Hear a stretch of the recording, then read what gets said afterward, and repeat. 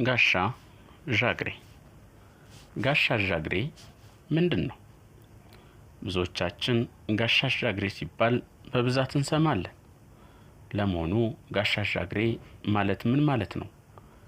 ለማን የሚሰጥ ማዕረግስ ነው?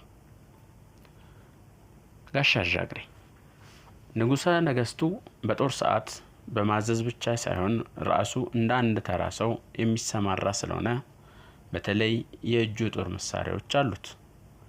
የእነዚህ መሳሪያዎች ሹም የጋሻ ዣግሬ አለቃ ይባላል።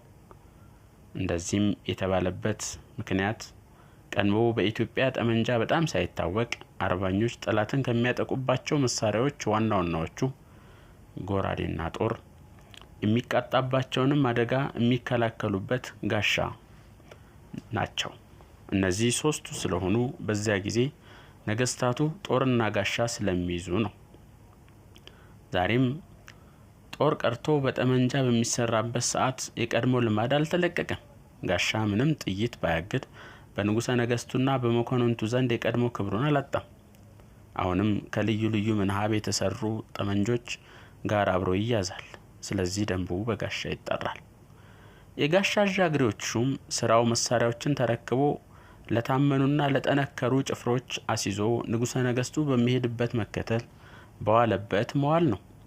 ንጉሡ በእግር ወይም በከብት በሆነ ጊዜ ጋሻ ዣግሬዎች አቧራ እንዳይነሳ ከወደ ኋላ ራቅ ብለው ተሰልፈው ይከተላሉ።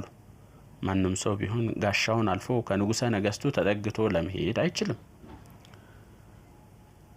ዘበኞቹም ያዙ ጋሻውን አትቅደሙ እያሉ የሚደፍረውን ይገስጻሉ። በአውቶሞቢልም በሆነ ጊዜ ጋሻ አይደለምና ሻለቃውም ዝናሩን አንግቶ ጠመንጃውን ይዞ ይከተላል። እንዲሁም ታላላቅ በዓል በሆነ ቀን የንጉሥ ጋሻና ጠመንጃ ይዞ የሚከተለው ራሱ ዋናው ሹሙ ነው።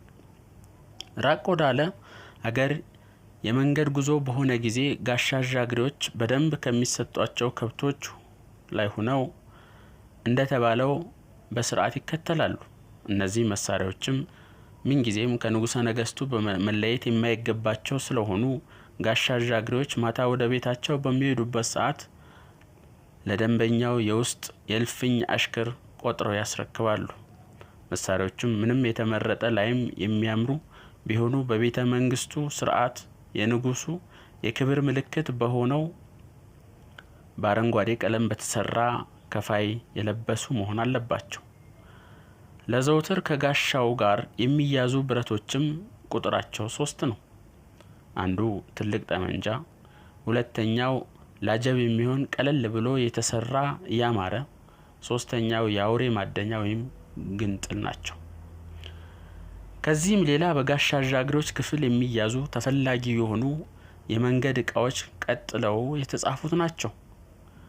10 የሚሆኑ የሚሳኩ የጎሽ ዋንጮች፣ አንድ የንጉሠ ነገሥቱ የእጁ ብርሌ፣ አንድ የድቁስ መያዣ ቀንድ፣ አንድ የአገር ማያ መነጽር፣ አንድ ጥሩምባ ለሰራዊት ምልክት መስጫ፣ አንድ ሰንደቅ ለመደገፊያ፣ አንድ አግሬ ባለ አንካሴ ማነጣጠሪያ ዕቃ መስቀያ፣ አንድ ጭራ፣ ቢላ ወይም የሚታጠፍ ጩቤ፣ የቀጉርባ መተኮሻ እንጨት፣ ለጸሎት የሚሆኑ መጻሕፍት፣ አትሮኖስ ወንበር። ከዚህ በላይ የተዘረዘሩት መሳሪያዎች ሁሉም በሰፋፊ የወርቅ ጥብጣብ የተከፈፈ አረንጓዴ ከላይ የለበሱ ናቸው። በቤተ መንግስቱ በጋሻ ዣግሬዎች ክፍል ብዙ ጭፍሮች ስላሉ እነዚህን መሳሪያዎችና ዕቃውም የተከፋፈሉ በወር ተራ ይይዛሉ። የጋሻ ዣግሬዎች ሹም በመታመኑ በጀግንነቱ የተመረጠ ስለሆነ ሹመቱ ክብር ያለው የባለሟልነት ነው። የሚያዛቸው ጭፍሮቹ ቁጥር 1500 ይሆናሉ። የማዕረግ ስሙም ከቀኝ አዝማች እስከ ፊት አውራሪ ነው። ምንጭ ዝክረ ነገር ባላምባራስ ማህተመ ሥላሴ ወልደ መስቀል እንደጻፉት ጋሽ